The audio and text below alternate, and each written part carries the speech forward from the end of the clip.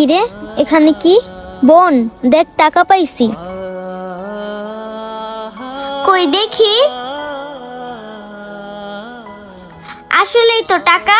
বোন চল আমরা এই টাকা দিয়ে মায়ের জন্য তরমুজ কিনবো। আচ্ছা ঠিক আছে বোন, চল।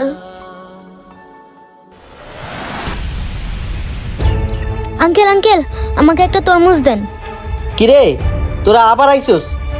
টাকা আনছস তরমুজ নিবি? হ আঙ্কেল টাকা আনছি, আপনি দেন। আচ্ছা ঠিক আছে দিতে আসি। ভাই আমারে ভালো দেখে একটা তরমুজ দেন। আচ্ছা ভাই দিতে আসি, আপনি একটু দাঁড়ান। আইলো আঙ্কেল এই যে টাকা। 5 টাকা। আচ্ছা বাকি টাকা দাও। আঙ্কেল আমাদের কাছে তো আর টাকা নাই, এই টাকাটাই ছিল। কি তোদের কাছে টাকা নাই?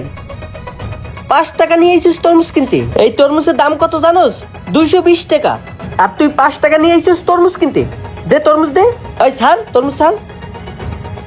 5 টাকা নিয়ে আইছি তরমুজ কিনতে। এই তরমুজের দাম কত জানোস? 220 টাকা।